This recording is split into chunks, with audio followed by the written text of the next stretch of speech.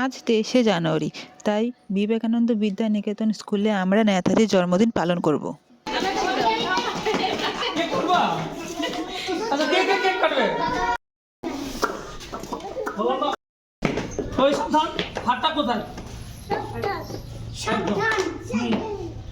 আচ্ছা, আজকে কি হবে এখানে?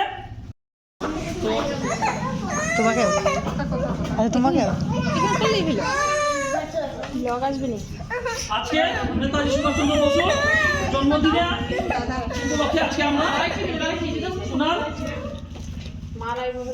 ফটোতে মাল্যদান করব। তো আমাদের মাল্যদান করবেন আমাদের কর্ণধার উত্তম দাস মহাশয়। জুতা খুলে নাও।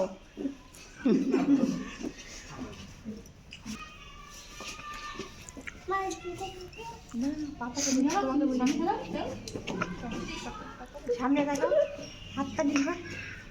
হাততালি দাও সবাই, হাততালি দাও। চলে চলে চলে।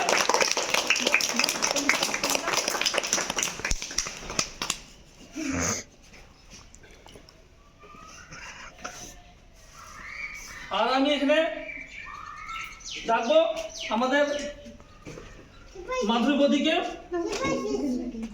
পুষ্প প্রদান করার জন্য।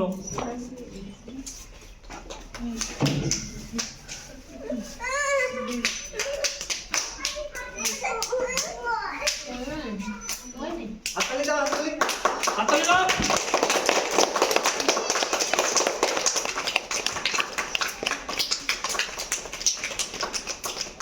আমাদের স্কুলের ম্যাডাম দ্রৌপদী ম্যাডামকে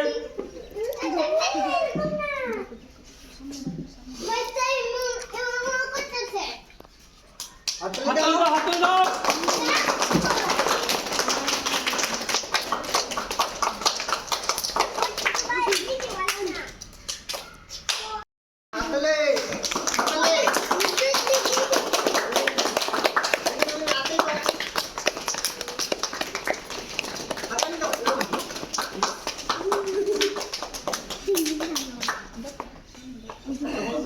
নেতাজি সুভাষচন্দ্র বসুর স্নেহ ভালোবাসা।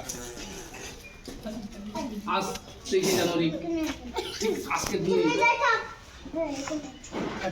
ভারতবর্ষকে পরাধীনতার বন্ধন থেকে মুক্ত করতে জন্মগ্রহণ করেছিলেন এক মহামানব, নাম তার নেতাজি সুভাষচন্দ্র বসু। ছোটবেলা থেকে তিনি অত্যন্ত মেধাবী এবং দেশপ্রেমিক ছিলেন। মাধ্যমিকে তিনি দ্বিতীয় স্থান অর্জন করেন এবং তার ছাত্র জীবনে ভারতীয় সিভিল সার্ভিস পরীক্ষায় চতুর্থ স্থান অর্জন করেন। তার ফলস্বরূপ বড় মাপের চাকরি ছিল তার বাধা ধরা, কিন্তু তিনি অত্যন্ত দেশপ্রেমিক হওয়ার জন্য সেই চাকরি পায়ে ঠেলে দিয়ে দেশমাতৃকার সেবায় নিজেকে নিয়োজিত করেন এবং রাসবিহারী বসুর হাত ধরে তিনি সক্রিয় রাজনীতিতে অংশগ্রহণ করেন এবং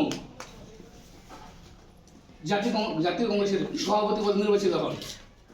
গান্ধীজির সাথে তার আদর্শগত পার্থক্যের জন্য তিনি জাতীয় কংগ্রেস সভাপতি পদত্যাগ করেন এবং নতুন একটি রাজনৈতিক দল ব্লক স্থাপন করেন।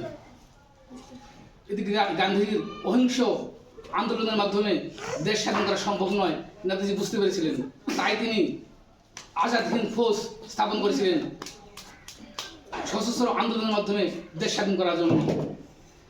আজাদ হিন্দ বাহিনীর সশস্ত্র আন্দোলনে ব্রিটিশ সরকার বুঝতে পেরেছিল যে ভারতবর্ষে তাদের দিন ফুরিয়ে আসছে। তারপর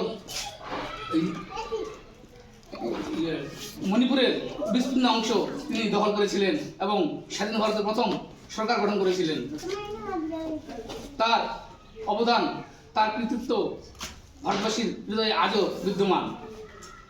1945 সালের এক বিমান দুর্ঘটনায় তার ঘটনা করেই প্রচলিত হয় তিনি মারা যান, কিন্তু ভারতবাসী বিশ্বাস করে না তিনি মারা গেছেন। সেদিন যাই ঘটুক, আজও তিনি আমাদের হৃদয়ে অমর হয়ে আছেন, প্রত্যেক ভারতবাসীর হৃদয়ে অমর হয়ে আছেন। চলুন আমরা সবাই নেতাজির আদর্শে অনুপ্রাণিত হয়ে দেশকে এক উন্নততর জায়গায় নিয়ে যাই এবং নেতাজির আদর্শে অনুপ্রাণিত হই। জয় হিন্দ। বন্দে মাতরম।